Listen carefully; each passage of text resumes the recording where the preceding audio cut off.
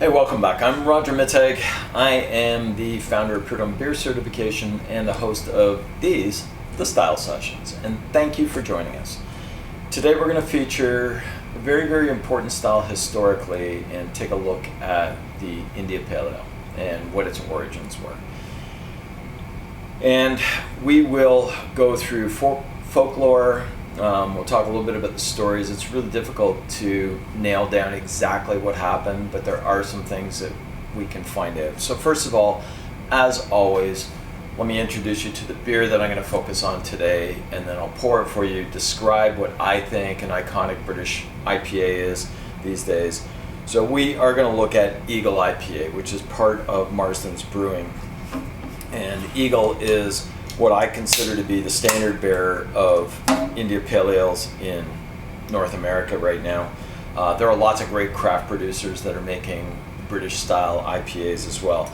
So the glass I'm featuring today is kind of unique. I mean, you could pour this into a dimpled mug like we did with the British Pale Ales, but I'm using this, which is a can glass. So it looks like a can. It's got this really cool lip around it that you can rest your lip on when you're drinking. But the reason I'm pouring it in here is because I want to be able to see some of the hop characteristics in here, because in British Pale Ales you don't normally see substantial hop characteristics, which is kind of interesting.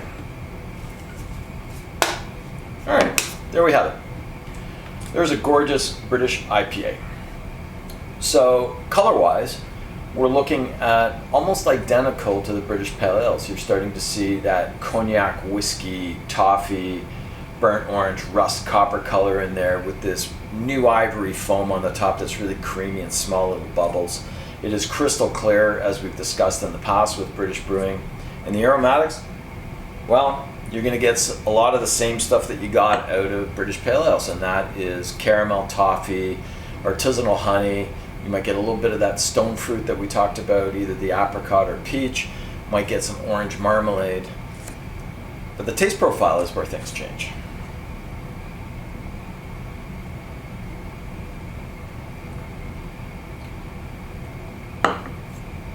It's soft, it's gentle as it comes in. It's got moderate finish and a moderate to long aftertaste. And the aftertaste is quite dry, quite tannic. Reminds me very much of orange pekoe tea, as we mentioned with the British Pale Ales or the bitters. On the second sip, you tend to get a little bit more of the malt profile.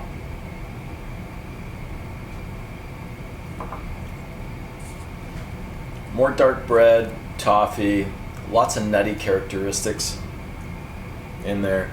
The bitterness starts to come more to the forefront on the second, third, fourth sip. So basically look at this as a British Pale Ale that's been amped up just a touch. So let's talk about where this style actually was created. And there's a lot of things. There's a lot of misinformation out there, information that I was given a long time ago, back in 1997, that has been since been put to rest. And so let's focus on what the authentic version is. And if you want a great book, there's an author out of England named Pete Brown, and he writes amazing stories. He's a great storyteller.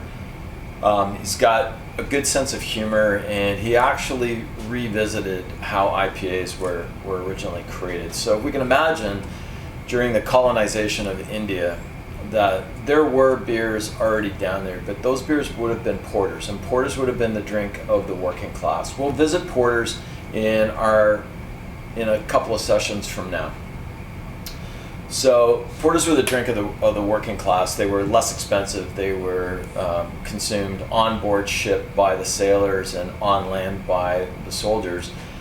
But the colonists were more affluent. They were people of wealth, and they didn't want to drink what the common people wanted to drink. So they wanted to drink other things.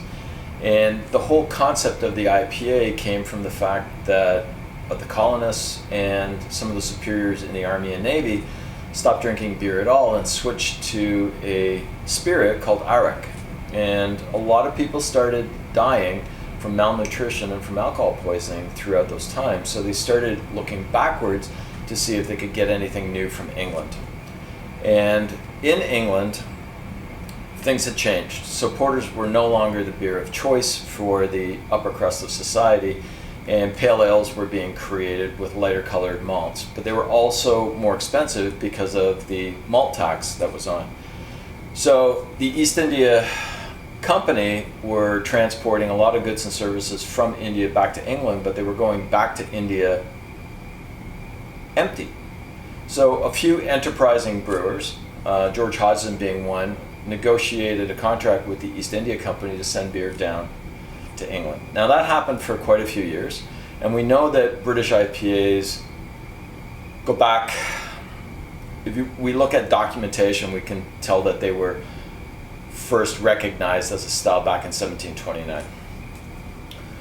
So even though Hodgson's beers were going down, they weren't hitting the mark when they got down to India. And then a fellow named Samuel Alsop, who is recognized as being one of the Burton brewers, decided that he would give it a shot as well, and renegotiated with the East India Company, put beers on board, and then hopped the beers very highly before they left the harbor. So the beers would go on board in a cask, and then they would add more hops in there because they knew that hops were a preservative and it would last a long journey. So 6,000 miles later, nautical miles, the beer ends up in India, and it is wonderful. It is fresh as it could be at that time, and then people started enjoying them. They were known as East India Ales at that point, then became India Pale Ales. And the significance is that we probably don't see the same kind of style as we see in modern IPAs. So modern IPAs are very bold, upfront. We know there's quite a bit of bitterness there. We know there's a lot of aromatics. But with British IPAs, the aromatics are more subdued. So they were added in, dried hops added in. By the time they got down to India, all the hop aromatics would have dissipated anyway. But the primary purpose behind dry hopping on the ship was that you would get higher temperatures, you'd get a little bit more agitation, and then you'd get more preservative value coming out.